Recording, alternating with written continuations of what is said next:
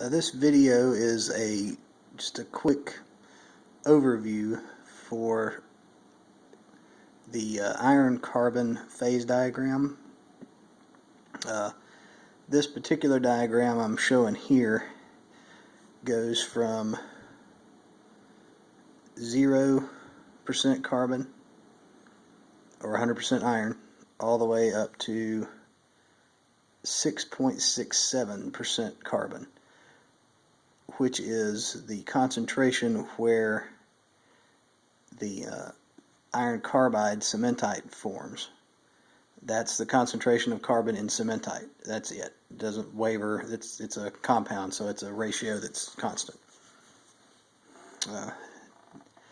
Down here, this is in C. I wish it was in Fahrenheit, but anyone that wants to convert, I'll put the formula in the introduction.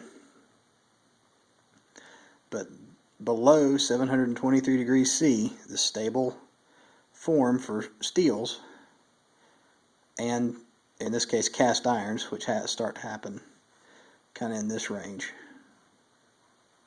The stable form is ferrite, which is alpha, and iron carbide or cementite, which is Fe3C.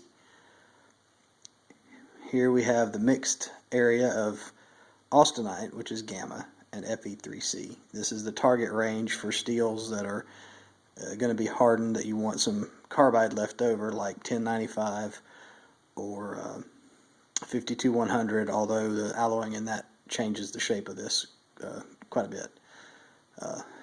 Those are called hyper-eutectoid steels. Here is the eutectoid point, just 0.8 in this book. It does vary a little. It's 0.8, 0.84, 0.77, depending on what book you look in and how old it is. The alloying elements move this up or down. Almost all of the common ones move it down. So this is not a constant no matter what your composition is. It does move around. But anyway, if you had 1095, you would be heat treating it and austenizing it somewhere in this range. This is what would essentially be a 1084. There's no carbide. You get a very low austenization temperature if you want to use that. Can be done, but you have to do it properly. There's a procedure for that I've read about that I'd really like to try, but I don't have the material or the equipment.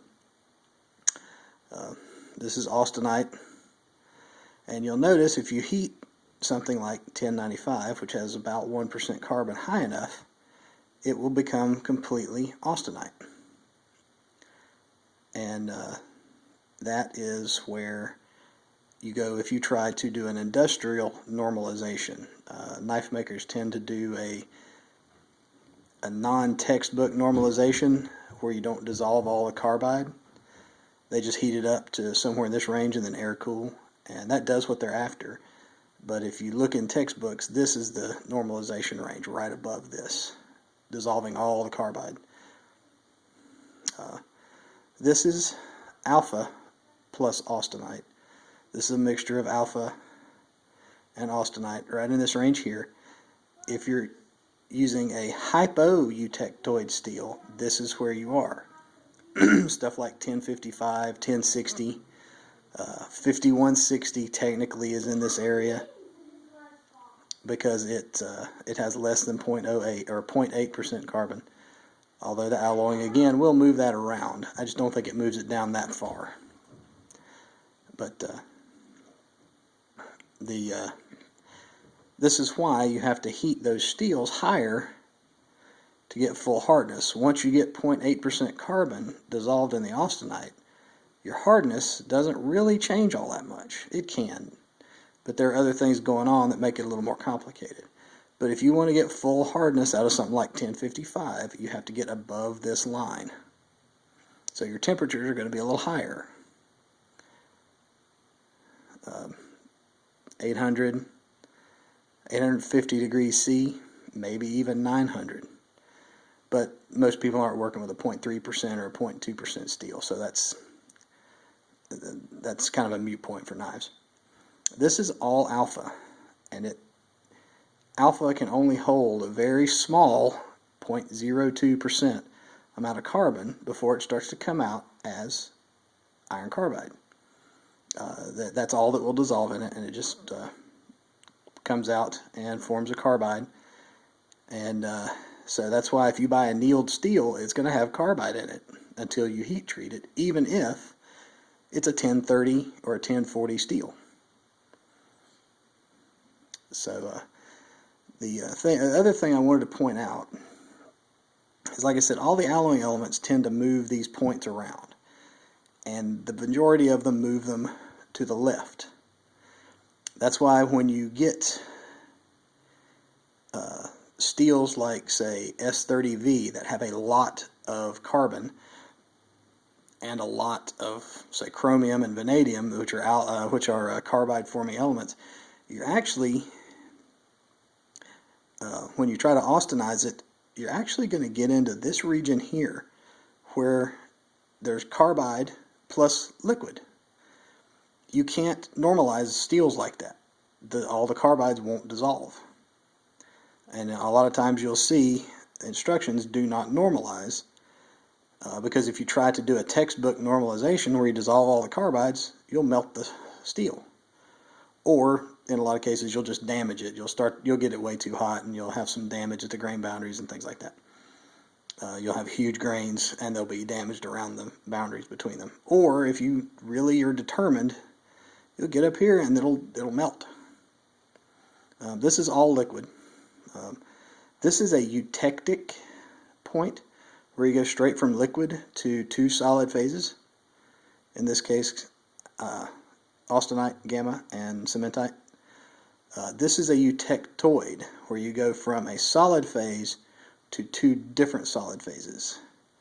So it's a subtle point, and I generally don't worry too much about it because I know what people are talking about as far as knives go. But if you deal with, say, cast irons, it's important to remember that difference, because you could say something and someone not really understand what you're talking about at all because they're thinking you're talking about something with a lot less carbon.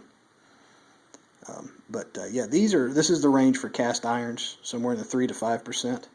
Because of this, the liquid, the melting point is down from way up here. So you get 100% liquid for casting. And that's the reason you're in here. And again, this point will move around. Cast irons aren't simply iron and carbon. They are typically 3 or more elements, typically silicon. And that will move this around. But anyway, that's why cast irons are used as cast, because the melting point is considerably lower and it makes it a lot easier to deal with. Anything else I wanted to point out? For those that are real picky, this is a binary equilibrium phase diagram,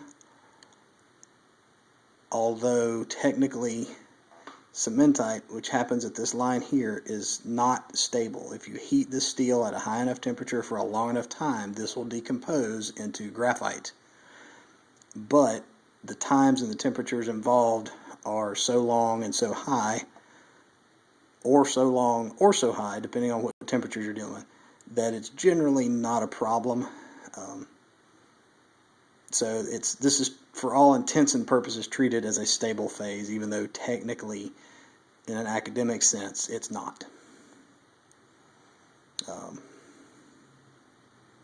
The other thing that moves around when you add alloying elements, just so you know, everyone knows, is the temperature that austenite forms. A lot of elements push this up. A lot of them push it down. Nickel and manganese push it down. Pretty much all the other common elements push it up. So that's why in steels that have a lot of alloying elements, your austenizing temperatures are higher. One, because you may, especially if it's a hyper-eutectoid steel where you want some carbide dissolved, but you need some carbon to come out and so it'll harden. You have to use a higher temperature because this line here is moved up. Like I said, you can move it down. Steels with nickel in them, something like 15N20, would have a slightly lower temperature. And it is possible to take something like 1084 that is exactly here and heat it below the magnetic point and still get it to harden completely. You end up right in this little corner here. But if you quench it, it'll still harden right up. How that works depends on what form you're in. So if you're in something like a perlite or spheroidized form, it may take a couple of quenches to get it to harden completely. But if it's in, say, martensite already, and you heat it up to right in here, it'll harden fine. These are the higher temperature areas. You don't really deal with them that much because you just don't get that high temperature when you're heat treating for cutting tools. The temperatures are very, very high, and you're potentially going to have grain growth that's pretty unbelievable.